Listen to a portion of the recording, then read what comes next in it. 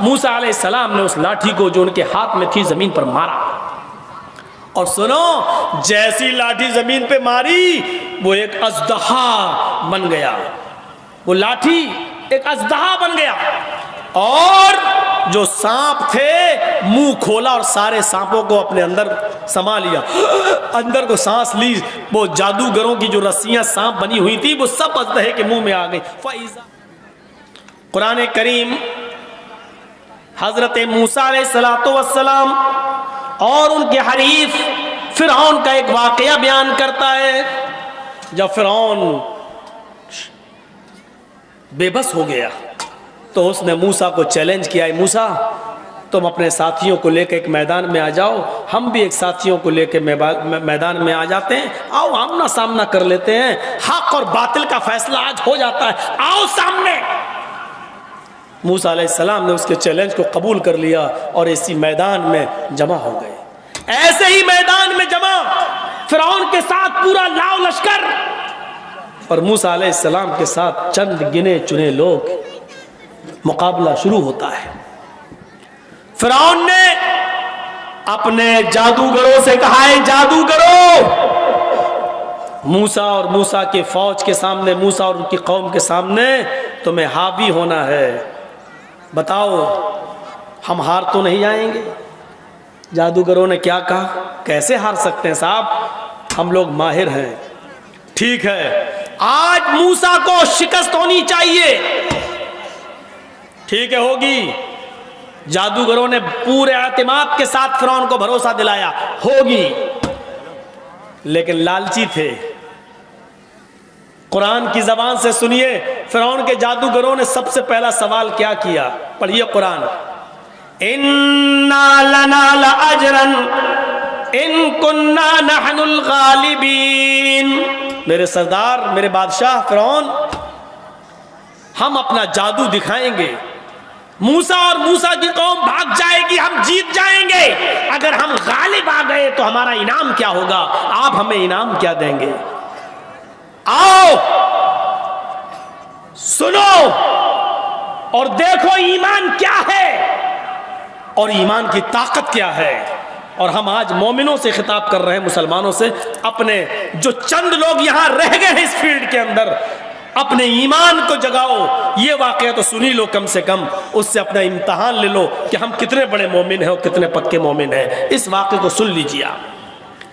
پہلا سوال، ہمارا انعام کیا ہوگا؟ اِنَّا لَنَا لَأَجْرًا إِن كُنَّا نَحْنُ الْغَالِبِينَ، اگر ہم غالب آ گئے موسیٰ پر، موسیٰ کی قوم پر، تو ہمارا انعام کیا ہوگا؟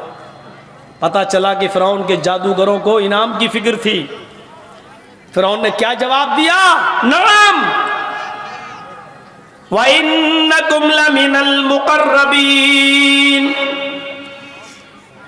تم کو ہم اپنی کیبنیٹ میں شامل کر لیں گے، ہم تمہیں اپنا مقرب بنا لیں گے، اس وقت تم ہمارے مقرب ہو جاؤ گے۔ اگر موسیٰ ہار گیا اور موسیٰ کی قوم ہار گئی اور منہ کی کھا گئی تو تم ہمارے مقرب ہو جاؤ گے، جہاں ہم بیٹھیں گے میرے پاس تم بیٹھو گے، یعنی میری کیبنیٹ میں شامل ہو جاؤ گے، میرے منترالے، میری منسٹری تمہیں ملے گی، جو نیابت ہوگی وہ ہم تمہیں دیں گے، ہمارے بعد جو عہدے ہوں گے وہ ہم تمہیں دے دیں گے۔ وَإِنَّكُمْ لَمِنَ الْمُقَرَّبِينَ، ہم تم کو اپنے قرابت داروں میں، قریب قربت، ہم آپ کو اپنا مقرب بنا لیں گے۔ جادوگر خوش ہو گئے۔ اب ظاہر بات ہے آج کل جو مقرب بنے ہیں ہمارے مودی جی کے، مسلمانوں میں بھی بہت سے لوگ ہیں، مختار عباس نقوی، شاہ نواز حسین اور بہت سے لوگ ہیں جو آج قریب ہے۔ تو اب سوچئے ان کی پانچوں انگلی گھی میں ہے کہ نہیں؟ اگر تم یہ کام کرو گے تو تم مودی جی کے مقرب ہو جاؤ گے۔ تو مودی جی کے مقرب ہونے کا مطلب کیا ہے؟ بہت زیادہ سہولتیں تمہارے لیے۔ تو فرعون جب یہ کہہ دے کہ وَإِنَّكُمْ لَمِنَ الْمُقَرَّبِينَ، اگر موسیٰ ہار گیا، موسیٰ کی قوم ہار گئی تو تم میرے مقرب ہو جاؤ گے، تو اس کا مطلب سمجھ رہے ہیں میری بادشاہت میں تمہیں سب کچھ ملے گا۔ ٹھیک ہے، چلا جادوگروں نے رسیاں نکالی اور رسیاں نکالنے کے بعد پھینکی۔ دیکھیے آپ کیا ہوا، جیسی جادوگروں نے رسیاں نکال کر پھینکی وہ رینگتے ہوئے سانپ بن گئے، رینگنے لگے، سانپ بن کر رینگنے لگے۔ حالانکہ وہ سانپ تھے نہیں، لیکن دیکھنے والوں کو سانپ دکھائی دے رہا تھا۔ موسیٰ کو لگا یہ سانپ ہے، موسیٰ کی قوم کو لگا کہ یہ سانپ ہے۔ موسیٰ ڈرنے بھی لگے کہ اللہ تعالیٰ نے فرمایا لا تخف یا موسیٰ، اے موسیٰ ڈرنے کی ضرورت نہیں ہے۔ جیسے وہ رینگتے ہوئے سانپ بن گئے، موسیٰ ڈرنے لگے، حکم ہوتا ہے ان القی عصاک، ان القی عصاک، اے موسیٰ تمہارے ہاتھ میں جو ڈنڈا ہے، جو لاٹھی ہے، تم اس کو زمین پر مارو اور میری قدرت کا نمونہ دیکھو۔ اے موسیٰ ہم جو ڈنڈا ہے تمہارے ہاتھ میں، لاٹھی ہے، اس کو زمین پہ مارو۔ موسیٰ علیہ السلام نے اس لاٹھی کو جو ان کے ہاتھ میں تھی زمین پر مارا، اور سنو جیسی لاٹھی زمین پہ ماری وہ ایک اژدہا بن گیا، وہ لاٹھی ایک اژدہا بن گیا، اور جو سانپ تھے منہ کھولا اور سارے سانپوں کو اپنے اندر سما لیا، اندر کو سانس لی۔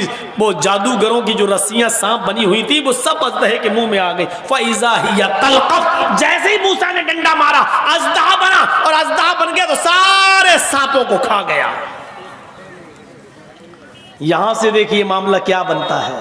یہاں تک تو آپ نے بہت سے مولویوں سے سنا ہوگا، آگے کے جملے بھی سنے ہوں گے، لیکن یہاں دیکھیے جب جادوگروں نے دیکھا کہ موسیٰ نے جو چیز ماری زمین پر وہ اژدہا بن گیا اور ہمارے سانپوں کو نگل گیا، تو سمجھ گئے جادوگر نہیں، ہم نے جو دکھایا وہ تلسم تھا، ہم نے جو دکھایا وہ جادو تھا، موسیٰ نے جو دکھایا وہ جادو نہیں ہے، وہ اللہ کی طرف سے مدد ہے۔ اگر جادو ہوتا تو موسیٰ کے جادو کا جواب ہم جادو سے دے کر موسیٰ کو کہ جادو کو ختم کر دیتے، لیکن موسیٰ نے جو دکھایا وہ جادو ہے ہی نہیں، وہ تو حق ہے، وہ تو اللہ کی طرف سے ایک واضح نشانی ہے۔ اس لیے کیا کیا؟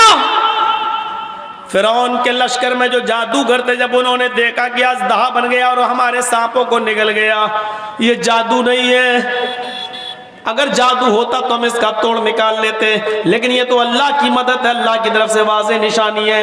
جب اژدہے کو لاٹھی کو اژدہا بنتے ہوئے دیکھا اور اللہ کی اس واضح نشانی کو دیکھا تو چیخ پڑے آمنا برب العالمین رب موسیٰ و ہارون، ہم اس اللہ پر ایمان لائے جو دونوں جہان کا رب ہے، ہم اس کائنات کے رب پر ایمان لائے جو دونوں جہان کا پالنے والا ہے، رب موسیٰ و ہارون، جو موسیٰ اور ہارون کا رب ہے۔ یہ جادوگر جو ابھی فرعون سے انعام مانگ رہے تھے، بتاؤ ہمیں کیا انعام دو گے، بتاؤ ہماری مزدوری کیا ہوگی، بتاؤ ہمیں کیا دو گے تم اپنے خزانے سے، اور فرعون نے سب سے بڑا خزانہ دے دیا کہ تم ہمارے مقرب ہو جاؤ گے، ہمارے کیبنٹ میں شامل ہو جاؤ گے۔